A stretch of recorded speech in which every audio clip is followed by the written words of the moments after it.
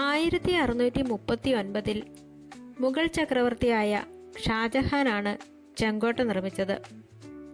ഷാജഹാൻ തൻ്റെ തലസ്ഥാനം ആഗ്രയിൽ നിന്ന് ഡൽഹിയിലേക്ക് മാറ്റാൻ തീരുമാനിച്ചതോടെയാണ് ചെങ്കോട്ടയുടെ നിർമ്മാണം ആരംഭിച്ചത്. ഡൽഹിയിലെ യമുനാ നദിയുടെ തീരത്താണ് ചെങ്കോട്ട സ്ഥിതി ചെയ്യുന്നത്. മുഗൾ സാമ്രാജ്യം അതിൻ്റെ ഔന്നത്യത്തിൽ നിൽക്കുന്ന സമയത്താണ് ഷാജഹാൻ ചക്രവർത്തി ഈ കോട്ട നിർമ്മിച്ചത്. ഏകദേശം 200 വർഷത്തോളം മുഗൾ ചക്രവർത്തിമാരുടെ പ്രധാന ഔദ്യോഗിക വസതിയും ഭരണകേന്ദ്രവുമായിരുന്നു ഇത്. 1638 നിർമ്മാണം തുടങ്ങി 1648 ഇത് പൂർത്തിയായി. പ്രശസ്ത വാസ്തുശില്പിയായ ഉസ്താദ് അഹമ്മദ് ലാഹോറിയാണ് ഇതിൻ്റെ രൂപരേഖ തയ്യാറാക്കിയത്. ഇദ്ദേഹം തന്നെയാണ് താജ്മഹലിൻ്റെയും ശില്പി. ചുവന്ന മണൽക്കല്ലുകൾ ഉപയോഗിച്ച് നിർമ്മിച്ചതിനാലാണ് ഇതിന് ലാൽ കില അല്ലെങ്കിൽ ചെങ്കോട്ട എന്ന പേര് ലഭിച്ചത്. മുഗൾ, പേർഷ്യൻ, ഹിന്ദു വാസ്തുവിദ്യാ ശൈലികളുടെ ഒരു സമ്മിശ്ര രൂപമാണിത്. കോട്ടയ്ക്കുള്ളിൽ സന്ദർശകർക്ക് കാണാൻ കഴിയുന്ന പ്രധാന ഇടങ്ങൾ ലാഹോറി ഗേറ്റ്, ദിവാൻ ഇ ആം, ദിവാൻ ഇ ഖാസ് എന്നിവയാണ്. കോട്ടയുടെ പ്രധാന പ്രവേശന കവാടമാണ് ലാഹോറി ഗേറ്റ്. ചക്രവർത്തി പൊതുജനങ്ങളെ കണ്ടിരുന്ന സ്ഥലമാണ് ദിവാൻ ഇ ആം. ചക്രവർത്തി മന്ത്രിമാരുമായും പ്രമുഖരുമായും ഔദ്യോഗിക ചർച്ചകൾ നടത്തിയിരുന്ന ഹാളാണ് ദിവാൻ ഇ ഖാസ്.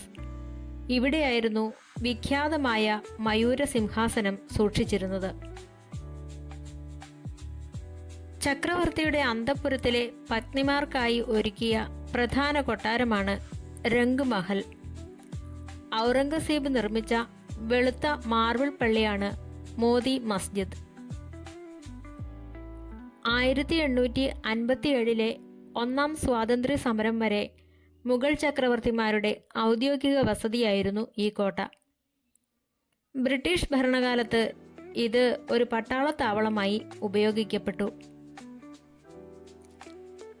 ഇന്ത്യക്ക് സ്വാതന്ത്ര്യം ലഭിച്ച ശേഷം 1947 ഓഗസ്റ്റ് 15 പ്രഥമ പ്രധാനമന്ത്രി ജവഹർലാൽ നെഹ്റു ചെങ്കോട്ടയിൽ ദേശീയ പതാക ഉയർത്തി.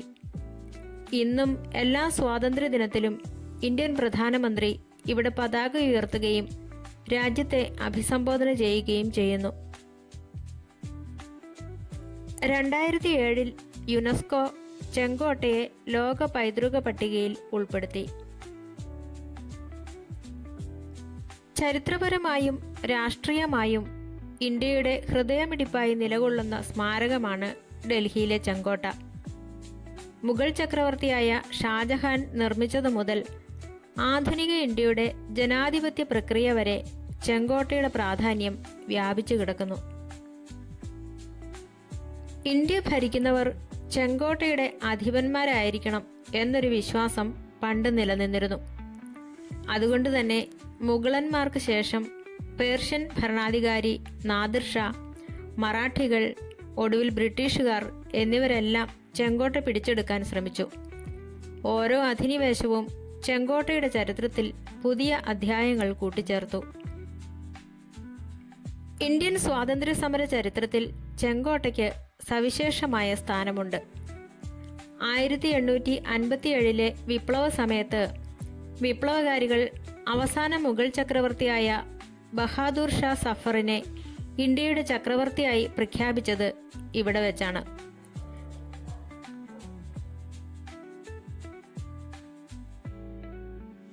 ബ്രിട്ടീഷുകാർക്കെതിരെയുള്ള പോരാട്ടത്തിൻ്റെ പ്രധാന കേന്ദ്രമായി അന്ന് ഈ കോട്ട മാറി. ബ്രിട്ടീഷ് ഭരണത്തിനെതിരെയുള്ള പോരാട്ടത്തിൽ ചെങ്കോട്ട വലിയൊരു പങ്ക് വഹിച്ചു. സുഭാഷ് ചന്ദ്രബോസിന്റെ ഇന്ത്യൻ നാഷണൽ ആർമി പടയാളികളെ വിചാരണ ചെയ്തത് ഇവിടെയായിരുന്നു. ചെങ്കോട്ട വിചാരണ എന്നറിയപ്പെടുന്ന ഈ സംഭവം ഇന്ത്യൻ ജനതയിൽ വലിയ ദേശസ്നേഹം ഉണർത്തുകയും ബ്രിട്ടീഷ് ഭരണത്തിൻ്റെ അന്ത്യത്തിന് വേഗത കൂട്ടുകയും ചെയ്തു.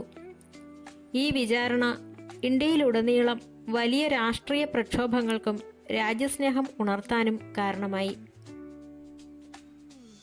1947 ഓഗസ്റ്റ് 15 ഇന്ത്യ സ്വതന്ത്രമായപ്പോൾ പ്രഥമ പ്രധാനമന്ത്രി ജവഹർലാൽ നെഹ്റു ആദ്യമായി ദേശീയ പതാക ഉയർത്തിയത് ചെങ്കോട്ടയുടെ ലാഹോറി ഗേറ്റിലായിരുന്നു. അന്നു മുതൽ ഇന്നുവരെ എല്ലാ വർഷവും സ്വാതന്ത്ര്യദിനത്തിൽ രാജ്യത്തെ അഭിസംബോധന ചെയ്ത് പ്രധാനമന്ത്രി പ്രസംഗിക്കുന്നത് ഇവിടെ വെച്ചാണ്. സർക്കാരിൻ്റെ നയങ്ങളും ഭാവി പദ്ധതികളും പ്രഖ്യാപിക്കുന്ന ഒരു പ്രധാന വേദിയാണിത്. ഇന്ത്യയുടെ മിശ്ര സംസ്കാരത്തിൻ്റെ പ്രതീകമായാണ് ചെങ്കോട്ട കണക്കാക്കപ്പെടുന്നത്. യുനെസ്കോയുടെ ലോക പൈതൃക പട്ടികയിലുള്ള ഈ നിർമ്മിതി ഇന്ത്യയുടെ ചരിത്രപരമായ തുടർച്ചയെയും ജനാധിപത്യ മൂല്യങ്ങളെയും ആഗോളതലത്തിൽ പ്രതിനിധീകരിക്കുന്നു. ചെങ്കോട്ടയുടെ ചരിത്രത്തിലെ ഏറ്റവും നിർണായകമായ രാഷ്ട്രീയ നീക്കമായിരുന്നു 1945 നടന്ന INA വിചാരണ. സുഭാഷ് ചന്ദ്രബോസിന്റെ ആസാദ് ഹിന്ദ് ഫൗജിലെ ഉദ്യോഗസ്ഥരെ ചെങ്കോട്ടയിൽ വെച്ച് വിചാരണ ചെയ്തപ്പോൾ അത് ഇന്ത്യൻ ജനതയെ വൈകാരികമായി ഒന്നിപ്പിച്ചു. ചെങ്കോട്ടയുടെ മതിലുകൾ തകർക്കുക, തടവുകാരെ മോചിപ്പിക്കുക എന്ന മുദ്രാവാക്യം അന്ന് ഇന്ത്യയിലുടനീളം മുഴങ്ങിക്കേട്ടിരുന്നു. സ്വാതന്ത്ര്യലബ്ധിക്ക് ശേഷം ഇന്ത്യ ഒരു റിപ്പബ്ലിക് ആയപ്പോഴും ചെങ്കോട്ടയുടെ പ്രസക്തി കുറഞ്ഞില്ല.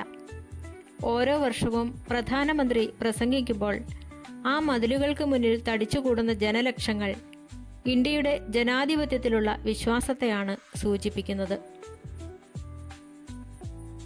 ലാഹോറി ഗേറ്റിന് ആ പേര് വരാൻ കാരണം അത് പാകിസ്ഥാനിലെ ലാഹോർ നഗരത്തിന് അഭിമുഖമായാണ് നിർമ്മിച്ചിരിക്കുന്നത് എന്നതാണ്. ഇന്നും ഇന്ത്യയുടെ പ്രധാനമന്ത്രി ദേശീയ പതാക ഉയർത്തുന്നത് ഈ കവാടത്തിലാണ്. ചെങ്കോട്ടയ്ക്കുള്ളിൽ ഇന്ന് നേതാജി സുഭാഷ് ചന്ദ്രബോസിൻ്റെയും സ്വാതന്ത്ര്യ സമരത്തിൻ്റെയും ഓർമ്മയ്ക്കായി മ്യൂസിയങ്ങൾ സജ്ജീകരിച്ചിട്ടുണ്ട്.